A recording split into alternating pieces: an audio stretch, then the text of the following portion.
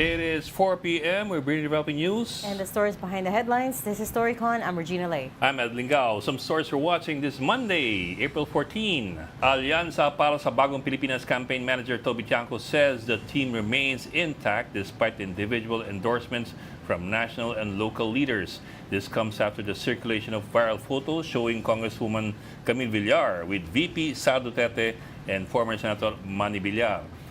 Tiangco adds that every endorsement for Alyansa candidates signifies public backing of President Marcos's platform. Filipinos worldwide have begun casting their votes on Sunday, April 13. The month-long overseas voting period opened in 93 posts, including online voting in 77 areas. Comelec says internet voting is available 24/7. Meantime, the Philippines hosted the latest round of ASEAN-China talks on the South China Sea Code of Conduct from April 9 to 11. Negotiators discussed key paragraphs of the draft agreement, with Manila reasserting the need to uphold international law, including UNCLOS and the 2016 Arbitral Award. The next round of Code of Conduct talks will take place in Malaysia later this year.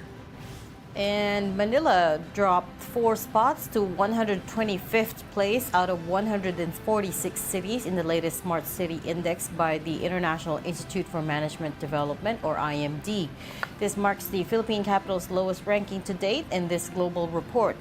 The index evaluates cities based on their use of technology in areas such as health, mobility, opportunity, activities, and governance.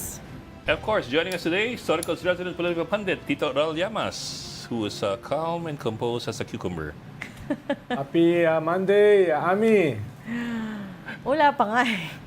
Ay, sorry. Okay, from the Philippine Star, Editor-in-Chief, Ami Pamintuan. Hi, Ami. Una ko kasi nakita si Ami. Yan si Ami. Happy Holy Week. Holy Week na. Kung si Tito Ral parang cucumber, si Ami kulay kalabasa ngayon. No? Mustard. Mustard yellow.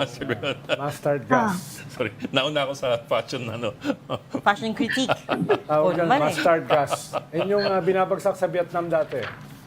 Hindi mustard gas yun. Ano ka ba? World War I yung mustard gas, Germans versus the French and the British. Walang mustard gas ng World War ng Vietnam. Agent Orange. Agent Orange yun. Agent Orange. Because they came in orange barrels. Don't talk about Bukas orange. na lang ako mag-orange. Bakit bukas? Ano bukas? Ano bukas? Yan, nabanggit niyo Tuesday. Agent Orange. Okay, let's talk about what's in the news. First of all, that viral photo of dalawa yun Camille with Sarah and Amy. Sarah. No. 2 separate things. Number one is yung photos ni Congresswoman Camille Villar with VP Sara Duterte, and then also VP Duterte had photos with Senator Amy Marcos. Okay. So what do we make of this? At this point, ayun na. The guy in the middle is Daryl Yap, yung director. Tagal naman niya kasama na si Daryl Yap eh. So it's nothing new. Kasama nga niyang gumawa ng Saka pelikula. matagal na But ano yan. yung symbolism here? What do we make of this? Yung mga pelikula ni Daryl Yap, may mga banat kay BBM. Dati pa. So, ang mas lumabas yung kay Robin Hood Padilla, endorsing Amy. Yun Ay, yung oo. lumabas. Kasi official na yon. Official yun. Pero ito rin eh, mukhang they're producing a video and they said they'll release it today. Hindi pa natin nakita kung ano yun. Pero Merong collage. nothing controversial about Daryl Yap. Ang mas controversial yung kay Robin Hood. Dahil talagang nasa Duterte camp siya. Di ba? Pero would that pull in any votes? I doubt it. Mas Oo nga, controversial palagay ko, yung kay mas Camille. malakas pa din yung sinabi niya, Mas Mas matindi controversial. pa rin yung reaction ni Hanilep. Oo. Ek Nung lang yan. Biyernes, Okay. Ek lang yan. Senator Eklay. Eklay lang daw, sabi ni Hanilep. Kasi hindi lang naman siya nagsasabi noon si Sal Panelo din yun ang Saka sinabi. si Baste. In aid of election lang yan, Okay, Saka so sila Baste. Pero yung kay Camille, yan ang mas controversial. Dahil yung partido niya, yung Nationalista Party, is a coalition partner ng Alyansa. of course, nasa slate nga siya eh. Yun yung mas controversial. Although, Actually, siya yung nasa may NPP, salita At this agad. point, sabi ng Alyansa, they are denying that lumipat na si Camille. Intact pa rin daw, right? intact. Oo, Hindi naman siya talaga lumipat. Hindi lang siya dumadalo sa mga sorties. At after niyang hindi dumalo Saka sa mga hindi- sorties, oo. nagpa-picture siya ng ganyan. So, Hindi, So, hindi kaya kailan nga, ba so yan, it's sending a Ronald? strong Hindi malaman message. kung kailan yan eh. exactly. So it's sending a strong message. So how should we read this? Hindi, kina-crisis management lang ni Toby Tiangco dahil ayaw nilang Mukhang undermine yung alyansa. Pero clearly, undermined na yung alyansa. Dahil nga, hindi naman, Pero kailan ba yan? Kailan ba yan, Ronald? Kailan yung date niyan? ay hindi, palabas pa lang yan. Yung ad na yan, lalabas pa lang. But Parang Kasi pala yan. hindi naman surprising actually sa Duterte, ay sa Villar Camp. Kasi remember, yung inaresto si President Duterte, nagsalita kagad sila Cynthia Villar and Yes. her son, Mark. si Mark Villar. And Mark. Sinabi na nila na, Yeah. na nagprotesta sila, di ba? Oo, but we haven't heard from Camille herself, Congresswoman Camille. So ito yung first indication that maybe she's on the other side. Hindi, Tama? at saka anong nangyari yon, yung kay Kibuloy, wala pang koalisyon ng administration. Wala pa yung admin slate na kasama si Camille. That happened more than a year ago yung kay Kibuloy, if you remember, di ba? Hindi. I think Ami is talking about nung na-arrest si former President Duterte, Si nag-issue former agad president. yung parents niya ng Si Cynthia statement. Villar nagsalita. Oo. Pero yung si Camille mismo, we haven't heard from her on the matter. Yes. So ito yung first indication that she may be, supporting the other side instead in this Although ang nag-post yan is dynastic yung war. kaibigan mo, Ronald. Hindi kaibigan naman mo? sila kami lang nag-post niyan. Sino kaibigan Nawala mo? ako. Baka si Harry. Sino kaibigan na nag-post doon? But remember, Nawala si Ami. Yung Nationalista Party, at least the current national NP is built around the Villars. Built around Manny Villar, Yes, basically. but they are part of the administration. Yeah, kaya nga eh. And Kaya nga. as the richest family, iniingatan din nila yung relasyon nila sa gobyerno. Namamangka rin sa Dahil dalawang pag ilog. nagalit yung gobyerno sa kanila, pwedeng diinan. Hindi lamang yung Yung- kanilang partido.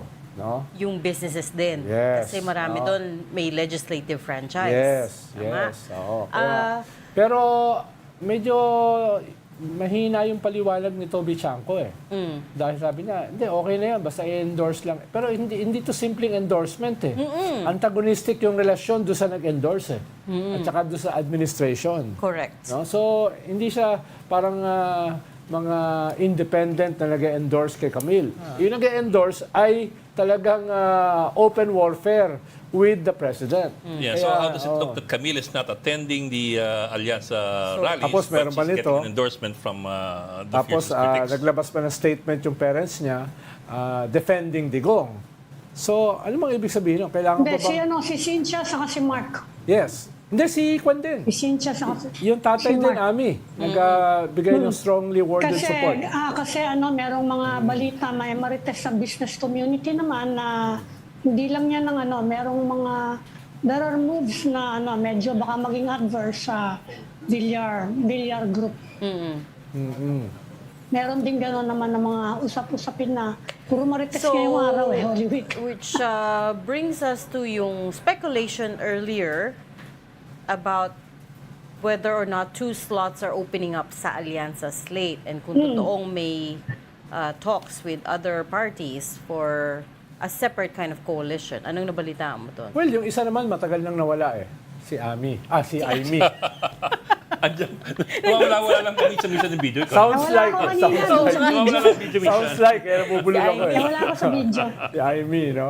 Tapos, yung mga Villar naman, medyo from the very start, from Kibuloy, Medyo on the to fence. arrest ni Digong, to ngayon, no? Parang, Tsaka from before naman, the Villars were very supportive of Duterte. yes. Yes. Saka, you pretty remember clear. impeachment ni Sara, nagsalita din sila Cynthia. Sabi nila, masyado na naaapi. Pero, yung Nagsalita pandem, din sila ng ganyan yung Nung ikatlo, ina-impeach si Sara. ikatlo yung Cayetano. Dahil si Kwan, Nationalista. si Alan Peter, nationalista rin, si Pia, nationalista rin, at si Alan ay talagang publicly very supportive kay Digong, defender. At I doubt kung maghihiwalay ng posisyon si Pia at saka si Alan. So, tell me, Kaya at least loyalista. Ano to? Dating So cabinet why are they member yan keeping, why are they allowing the NP to stay in the Alyansa? looks, if I understood Ronald correctly, parang they were caught on the back foot. Tsaka Hindi na in-expect to. hindi naman ideological yung unity ng Alyansa. Yeah, of course. Yeah, Hindi, yeah. katulad ng unity, Pero kahit right? hindi It wasn't ideological, ideological. kung binabatok-patuwa ka from behind, at nakikita na lahat. Oo. Hindi mo don't need to be ideological for that. Oo, pero Toby Tiangco as the campaign manager ay gustong i-maintain yung alleged Pretenses. unity. No? As of today yan As of today, or as of this hour. Baka mamayang gabi, mag-iba na yan. Tignan natin. Inaabangan namin yung mga reaction ngayon Yes. At saka si Toby, tahimik na siya kay Aimee. Ang binabanggit lang niya, itong kay Camille. Diba? Parang tanggap na nila na wala si Aimee sa kanila. Kasi kahapon lang naman yung kay Camille Kay kahapon Camille, lang From As your you good said, friend. may crisis management probably sa behind the scenes. Sa level ito ng crisis management. Okay. Tingnan natin. Let's bring our first guest for today. Which is We have another Professor, topic. Professor Romel Banlawi, ang Pangulo po ng Philippine Society for International Security Studies. Sir, magandang umaga. Hapon. Magandang hapon. Thank you for joining us. Ay, magandang Good afternoon, hapon, Professor. Magandang hapon po sa inyong lahat. Good afternoon, Magandang hapon Professor. po. Yes, sir. Good afternoon. Good afternoon Sir, I po. understand, kakatapos na ata ng inyong forum dyan sa QC where you had several guests, including several Chinese scholars. Ang topic was peaceful settlement of disputes in the South China Sea. Can you give us a quick update? Ano nang pag-usapan dyan? Well, napag-usapan dito na maraming mga peaceful options to manage our differences in the South China Sea. We heard the China side, but we also made it known to the Chinese people that it's the China side. Okay, so klaro naman this is the China side. Yes, sir. Yung sa China side, of course, isa sa mga malinaw na in-emphasize nila, sandali, may feedback yata tayo, sorry May narinig ang feedback kasi. Hello? May feedback ka Yes. tayo. Wala Yes, naman, sir. wala. From our end, sir, Wala you're pa clear dito. naman from our end. Okay, sige. I'll just Wala continue. naman. Oo. Okay. Very clear sa side ng China na they will not surrender their territorial sovereignty in the South China Sea, but willing to talk with the Philippines on how to manage their disputes in the area. Ngayon, how to manage their disputes in the area, that's subject to the negotiations of the two parties na dapat gagawin ng dalawang bansa. Yes, sir.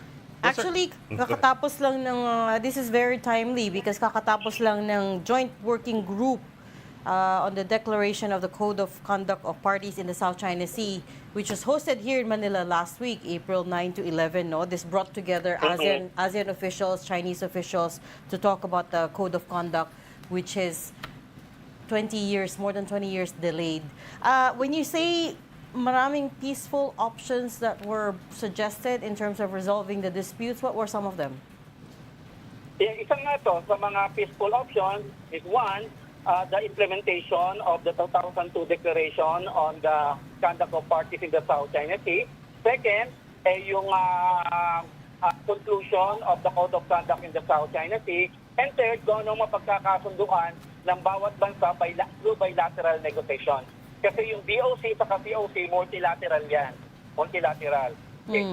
So, pero I have to emphasize na yung DOC na sinay ng 2002 at yung ninegotiate ngayon na COC ay walang intensyon to resolve yung ongoing territorial dispute and maritime jurisdictional conflict. Ang intention lang ng mga agreements na to ay papaano ma-avoid yung conflict sa South China Sea, paano mapopromote yung cooperation, at paano ma-uphold yung tinatawag na good order at sea. Pero when it comes to settlement of territorial disputes and settlement of maritime jurisdictional conflicts, it will all depend on how the parties will negotiate for its eventual resolution. So, Prof, they are open to peaceful resolution ng mga tensions sa South China Sea, pero hindi nila i-recognize yung UNCLOS decision na kasama sila sa UNCLOS at hindi nila i-dismantle yung kanilang artificial islands na nagsimula sa mga bato sa ating EEZ at saka yung kanilang 11 dash line ay hindi nila babawiin. So parang may Ay, contradiction okay, oo. yon doon sa openness nila sa peaceful settlement ng disputes kung meron silang ganung bottom lines. Yung mga issues na po na yan ay mahirap pong kanya, mahirap yang isettle dahil mga national positions yan. Mahirap yang isettle, pero merong solution dyan, yung China, yung tinatawag na shelving the dispute, o isi-shelve mo yan and work for joint development, yung tinatawag na Deng Xiaoping formula. Ano yon? Professor, anong reaction ng Philippines? Kasi hindi ba, yung 2002, wala pa yung mga artificial island nilang yan eh. Kung magka-code of conduct tayo yun, we'll actually be, we will be affirming the status quo. Ano ba Ayun nga po. specific, ano ba tayo? May reaction ba tayo, Philippines? Doon sa That's the sinabi main bone nila? of contention. That's the main bone of contention right now kung bakit nagkakaroon ng significant delay for the conclusion of the Code of Conduct in the South China Sea because of the new realities na na-create ng China after we filed the arbitration case sa kanila na nagkaroon na ng nagkaroon na ng new reality sa South China Sea, nagkaroon na ng mga artificial island sa mga areas at mga land features na kontrolado ng China. So that's the new reality. And after doing that, ngayon ang China ay sinasabi na don't change the status quo. After changing the status quo. So that's now the difficult situation that we find ourselves. Kasi ngayon, ina-account ng China ang Pilipinas dahil sinasabi nila na we are changing the status quo in the South China Sea by improving our facilities in Ayungin Shoal. And China is saying that after building artificial islands in their non-occupied features. Kaya very problematic ngayon yung situation dyan. Ngayon, ang issue ngayon na kinakaharap ng mga bansa sa ASEAN, okay, given the new realities, okay, how can we deal with it, given the new realities? Kaya nga sabing gano'n, sige, given these new realities, let us conclude the negotiation of the Code of Conduct in the South China Sea. Nagbigay na nga ng timeline yung Foreign Ministry ng China. Ang timeline na binibigay niya ay 2026 na makonclude yan. Ngayon, gusto ko Kaya lang nga, i-highlight yun ang dito. problema, di ba, Professor? Kung pipirma tayo dyan, ibig sabihin, we are acquiescing to yung mga ginawa nila eh.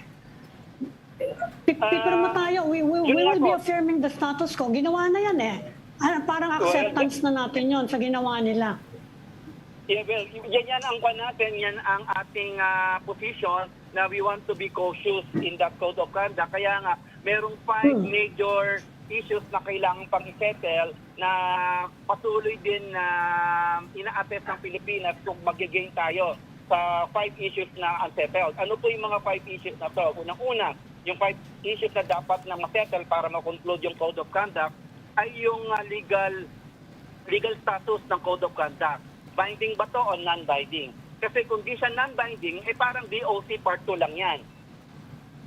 So gentleman's agreement. Ang position ng Pilipinas, gusto natin na maging legally binding to. So ngayon, hanggang ngayon hindi pa nasisettle yan. Second, ay yung scope ng Code of Conduct. Saan ba siya ma-apply? Sa buong South China Sea ba? Or sa Spratlys lang? Kasi sa buong South China Sea, may mga areas doon na bilateral lamang yung nature. Halimbawa, yung parcel between China and Vietnam, yung Scarborough Shoal between China and the Philippines, yung Natuna between China and Indonesia. Pero pinakamahirap dito yung Spratlys involving 5 claimants. So, ano ba ang scope ng Code of Conduct? Yung territorial scope niya, geographic scope niya, di pa nasisettle yan kung applicable siya sa lahat ng area sa South China Sea or sa Spratlys lang kung saan merong 5 claimants. So, matagal na kasi, Prof, matagal na itong proseso ng Code of Conduct eh. Anong kaibahan ngayon? Anong kaibahan nitong discussion ngayon dun sa matagal ng proseso na na-stall na Code of Conduct? Wala. Gusto nilang i-conclude yung mga tinatawag na low-hanging fruit, yung pwedeng mapag-desisyonan na. At ano yung mga low-hanging fruits na to? Yung identifying cooperation in areas. Ngayon, ano ngayon ang areas na magkakaroon ng cooperation diyan? Ano yung magiging cooperation niyan? Yung ngayon na pinag-usapan doon. At ano-ano ang mga type of cooperation ang i-implement sa area na yan? Joint fishery management ba? Joint development of natural gas? Marine environmental protection ba? Combating transnational crimes? So yung mga issues na yun. Oo. So yun ang mga pinag-usapan ngayon sa mga working committees, yung mga detalye na yan. Kaya lang ang problema, the devil is always in the detail. Pag hinimay-himay na yung mga detalye, nagkakaroon ng mga problema. At ang posisyon ng Pilipinas, talagang principled, oo, at talagang malakas yung paninindigan natin doon. At ang perception nga na ang Pilipinas ang nagkukos ng delay sa conclusion. Pero hindi naman tayo papasok sa isang agreement na sa tingin naman natin ay masasacrifice yung ating national interest. Kaya nga very cautious yung ating stand. At kaya patuloy natin na sinusulong yung mga issue areas na hindi mako-compromise yung ating outstanding national interest. Mahirap kasi itong mga low-hanging fruits. Kung halimbawa, patuloy yung island building ng China, halimbawa sa Sandy Cay 1, 2, and 3. No? Mga bagong kanyan mga bagong areas na sinusubukan magtayo, dagdagan nila yung kanilang artificial islands. Dapat meron din namang counting good faith. Yeah. No? Dahil tayo naman, hindi naman tayo nag-island building So, Kaya mahirap dapat yung mga low-hanging fruits kung walang good faith at mas aggressive yung island building nila within our EEZ. Tama. Kaya isa sa mga isinusulungan natin na pending the conclusion of the Code of Conduct, dapat magkaroon ng exercise of self-restraint sa lahat. Lahat ng unilateral activities. Dapat ihinto lahat yan. Ihinto lahat yung mga unilateral activities. Pero sir, very layman's question lang, how can China say it's willing to talk about how to manage the dispute and, wanting to shelve the dispute for the meantime, when at the same time it's China that's being very aggressive in the West Philippine Sea. And for example, kanina kasi you spoke about yung ba? China wants, China says don't change the status quo after changing the status quo. So lumalamang. At the same time tayo, something as simple as resupply missions, until recently, nahihirapan tayo mag-resupply ng Sierra Madre. Within our own territory. Within our EEZ. So may ganong inequality po. Oo. Ito sa mga isa sa mga live at the end of the tunnel nakikita ko. Kasi nung itong taon na to, nagkaroon ng bilateral consultative meeting yung China and Pilipinas sa Xiamen. At isa sa mga naging result ng meeting na yan, nagkaroon ng provisional understanding on how to manage the situation in the Ayungin Shoal. At nagkaroon sila ng understanding na hindi pipigilan lahat ng ating RORE mission doon. At since then talagang hindi tayo napipigilan kaya successful. So isa yun sa mga signs natin tingin ko na pwede pa lang mangyari yun. So magkaroon tayo ng similar provisional understanding sa ibang areas. Pero, Prof, I think by far the largest sticking point ang tinatawag nilang milestone issues is the legality, right? You mentioned it already. The question is whether the Code of Conduct can be legally binding. If the Philippines wants it to be legally binding, but China doesn't, I mean, what more is there to talk about, right? I mean, ikaw ba, like you said, anong point ng Code of Conduct if it's not legally binding to begin with? What's the potential compromise here? And are you yourself confident that we could reach some sort of an understanding by 2026 as China is hoping? Ang tingin ko, if China will not accept the legally binding character of the Code of Conduct, mahihirapang makonclude yan. So I think dapat mag-compromise yung China dyan na pumayag siya na maging legally binding to kasi magiging paperless agreement toothless agreement to kung di siya magiging legally binding. And that has been the position of ASEAN and not only the position of China, of the Philippines. And we have the support of Vietnam on that to have legal and substantive binding code in the area. At kung hindi papayag yung China diyan, I don't think mapukonclude yung COC by 2026. Kasi yan po Professor, yung usapan ba, napag-usapan ba yung Professor, napag-usapan ba yung Scarborough Shoal? Kasi kung you're talking about good faith, ang isang magandang ano dyan ng good faith merong commitment ng China na titigilan ng kahaharang sa mga fishermen natin sa panatag. Tama. Meron bang ganon? So, kailangan- Meron bang ganon na usapan?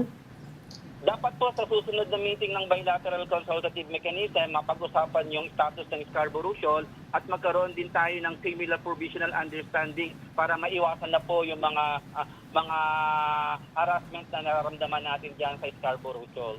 O kasi okay na yung Ayungin Shoal Okay na Ayungin Shoal, so we need similar provisional understanding sa Scarborough Shoal, and not only sa Scarborough Shoal, pati na rin sa Sandy Cay area kasi nga mataas din yung activities ng China ngayon diyan. So we need those kinds of provisional understanding. At yan naman po yung nire-require ng United Nations Convention of the Law of the Sea. That pending the signing of a final agreement, both parties shall be involved in a arrangement that is provisionary in character in order to avoid unintended violent encounter at sea. Mhm.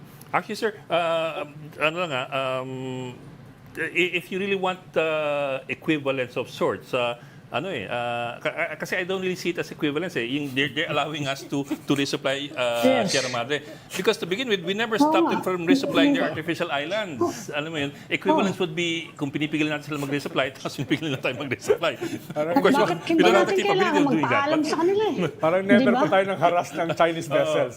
So parang ngayon pinayagan na tayo.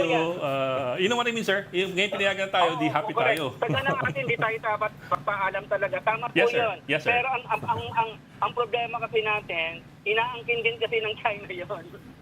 Yeah. Yes, sir. Yes, sir. Inaangkin din ng China yun. Yung problema, kumbaga, inaangkin siya. Yun ang problema natin, inaangkin siya. At ayaw naman nating bitawan yan dahil sa atin yan. So, we have to face the reality na merong claim yung China. And and we have to deal with that. We have to deal with that.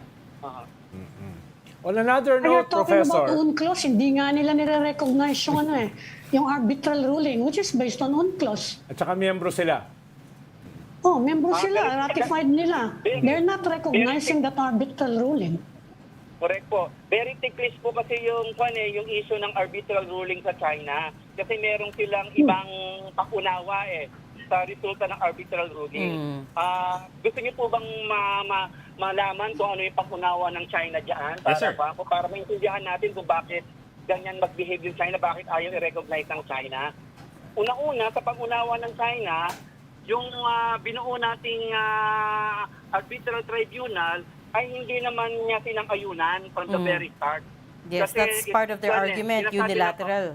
Oo, Pero it unilateral doesn't yun. matter, di ba, Professor? Dahil ang nasa rules UNCLOS naman ang yun UNCLOS yun Nasa rules ng UNCLOS na kahit hindi ka dumalo, dahil miyembro ka at isa ka doon sa nireklamo, Dapat binding yun. dapat binding yun. No? Kasama yan sa inaprubahan ng China nung nag-member sila. Correct, Yes. correct. Ito po ang Ang naging problema. India, merong Kasi- ganun Ang India, pumayag Ito po, ang yun po, kung ang nag-arbitrate for China ay yung tinatawag na International Tribunal on the Law of the Sea. Ang naging problema ng China, yung nag-arbitrate sa issue na pinresent natin against China ay hindi naman International Tribunal of the Law of the Sea, but Special Arbitral Tribunal. Composed of 5 members, that we selected. Yun po ang argument ng China. Ngayon, sabi ko pag nakikipag-engage ko sa mga Chinese scholars, okay, set that aside. Pero yung wisdom ng kanilang judgment, yun ang ating one. Ano bang wisdom ng kanilang judgment? Unang-una, binasura nung arbitral tribunal yung excessive 9-line claim, 9-line claim ng China. Oo. So, binasura yun. So, yun ay malinaw na hindi sinasang-ayunan ng arbitral tribunal yun. Sa tingin ng China, okay, granted na hindi sinasang-ayunan ng arbitral tribunal yun, ang tingin nila ay yun lang ay isang legal opinion ng tribunal at hindi siya legally binding. Yung po Kahit problema naman nila. tumingin ka lang, Professor, tumingin ka lang sa mapa dyan, makita mo naman, sobra naman na ano yun. Layo. Sobrang ano Tama na, po. expansive na yung claim na yun. Okay. Kahit mapa true yun po. ng urban area dito sa Metro Manila. Magkakaaway-away kapag yung isang tao nagkiklaim ng buong lugar na yun, nasakop na ng lahat ng lugar ng kapitbahay niya. Oo. Professor, Professor, earlier you talked about new reality. Given the new reality, you said no. I'm assuming you're referring to the fact that President Trump, in his second term, has upended the global order. So now, ang nakikita natin is instead of multilateralism, countries are parang every man for their own, right? They're racing to do bilateral deals with the U.S. And also China. How is this going to change the game? Well, wait and see po lahat ng bansa natin kung saan po hahantong tong consequence ng tariff decision ni Trump. And if this will affect also the situation in the South China Sea. Kung po tayo, wait and see decision po tayo niya. But what we know is that Trump's recent decision is now changing the world order. Kakaroon po ngayon ng mga changes. How these changes will take shape, di pa po natin alam.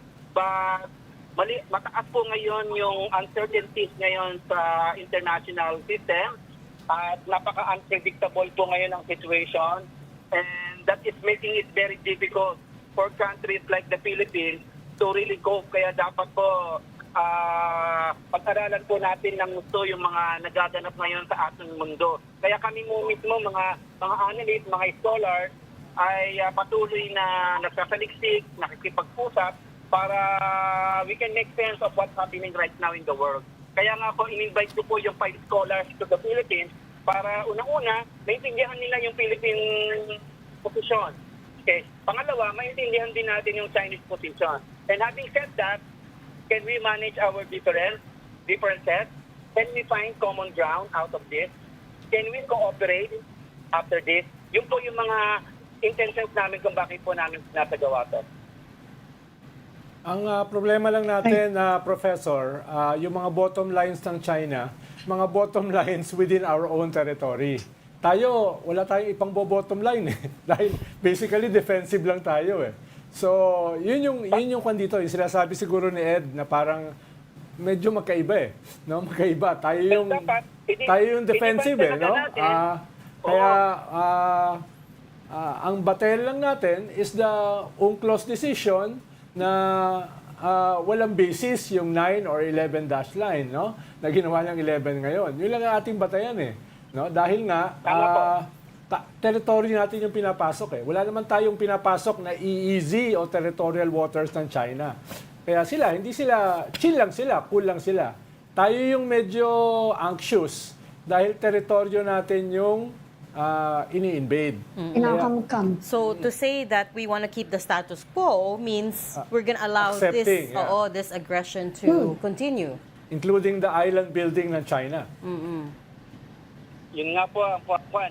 Talagang very problematic talaga ngayon ang situation dahil nabago na ng China yung situation sa South China Sea because of their artificial island building. At hindi lang po yung artificial island building.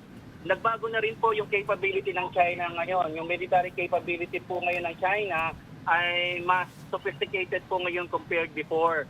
At tayo hindi pa tayo nakakupog sa ganyang klaseng military achievements ng China. So we need to deal with this new situation. And how we can deal with this new situation? So yan po ngayon ang aming tinututukan ngayon kung paano po ma-deal with the current situation without compromising our core national interest in the West Philippine Sea.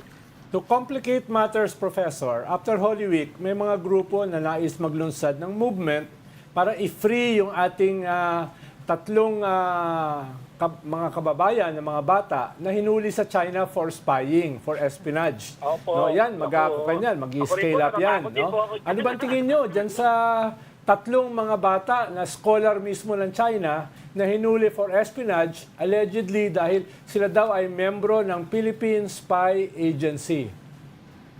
Naku po, dapat pong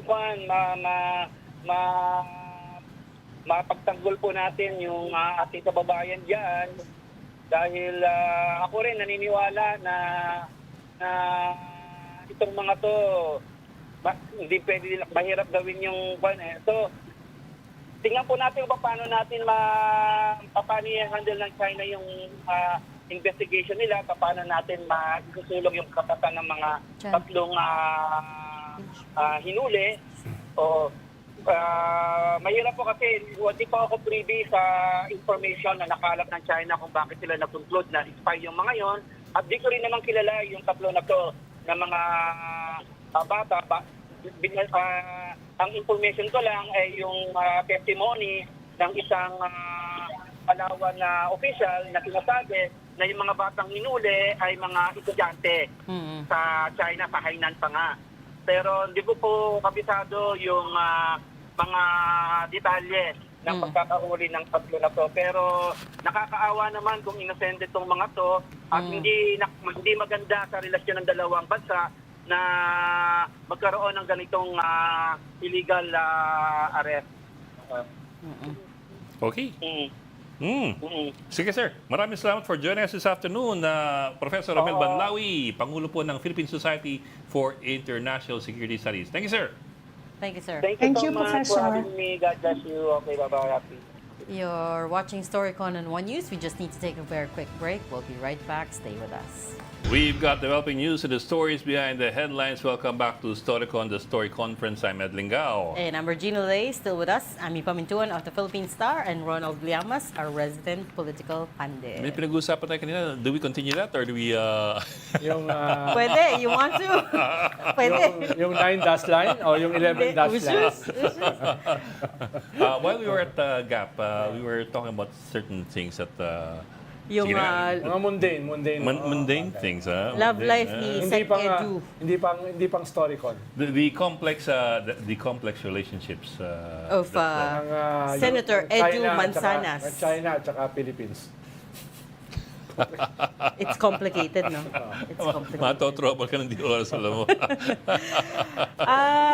Okay. Kung magkamali ka ng hirit, kailangan ka na mag-bulletproof talaga. Hirap dito pag umatras yung guest no? Ikaw na iipit. What are we talking about? Balik tayo sa, I was gonna say, Holy Week na. Buti pa si President Marcos has put out a message for Holy Week. Ano sabi niya? We have to be solemn. We have to be respectful of this week. Ewan ko, tuloy-tuloy pa rin ang away, ano? Why? Sabi ni Reg, we have to be solemn. We have to be solemn. No, I was gonna say... Tuloy-tuloy pa rin ang mga tuloy-tuloy pa rin yung mga marites, yung mga away. Actually, Pati yung citizenship ni Kitty Duterte, na ano ngayon. Actually, it's heating up, di ba?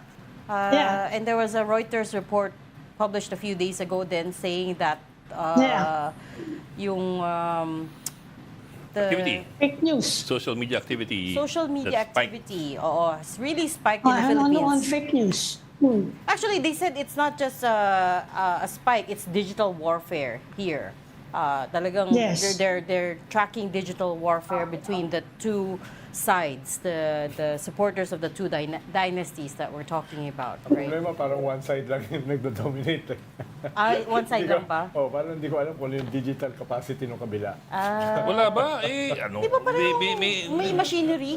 The palace has its own, and actually, the government has the biggest communication network in the whole country. Masyado mong ina-overestimate yung government. It may not be efficient, but it's the biggest and most well-funded.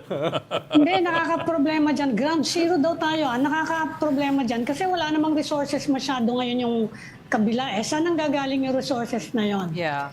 Diba? To spread fake news. Kaya ang suspetsya ng iba, baka may foreign involvement. Yan ang problema. Kasi yung foreign group na involved, mas malaki ang resources sa atin. Yan ang problema. Hindi naman pwedeng And they could sub-Saharan be Africa supporting candidates who are sympathetic to them. Hindi ko nababanggitin ko sino, pero Hindi mo napapanggit yung nagagaling kasino. lang natin doon. Wala naman iba. Hindi naman si Putin. Wala naman interest sa atin si Putin, ano? Baka Russia o Canada. Canada? No. Canada is a peace-loving country. So the O title, Antarctica. Ano yung island na may penguins na? Ayaw mag-ito ni Nilagyan ng Ami. tag. or Southern Europe. Sino yun? Russia? Guyana? So the title of the Reuters report is Fake Accounts Yes. Drove Praise of Duterte and Now Target Philippine Elections. So yung summary nun is Ano? essentially 1/3 of the Twitter accounts discussing Duterte's arrest are fake, according to them. Tapos ngayon, yung same networks of disinformation that they tracked talking about Duterte's arrest are now getting involved in the midterm elections, which is just a few weeks away. Yan na nga. Yung ang reaction daw nung although ito hindi masyadong, kasi ito naman talaga yung posisyon ng mga Duterte supporters, kinidnap, tapos illegal nga daw yung, actually what they have been saying all along. Pero pinupush siya through social media. Yun ang sabi niyang report na yan.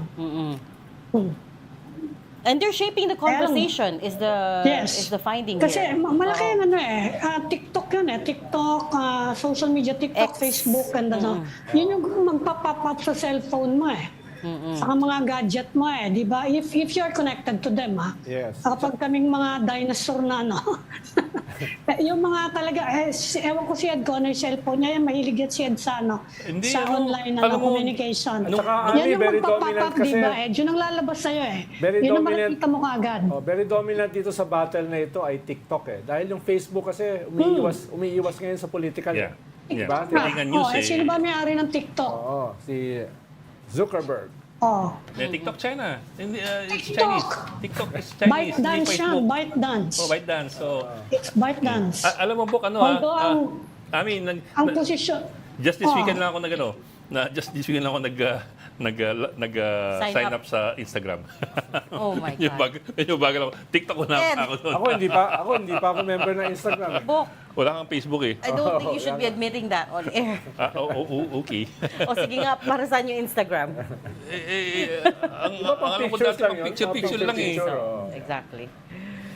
yung TikTok ang kasi pati mga bata, mga youths, voters, lahat sila may ganyan Yes. Pag ano niya, paggising niyan, titingnan na yung TikTok, actually, ang hahanapin mo dyan kung ano yung mga hilig mo lang mahilig ka ba sa K-pop, mga mga aso, mga pero biglang gaganon yan sa mukha mo kung merong nag-ano ng fake news dyan, yun ang mauunang lalabas doon pag-click mo. Saka maraming bansa, Ami, pinaparegulate na ang TikTok. Hindi lang US.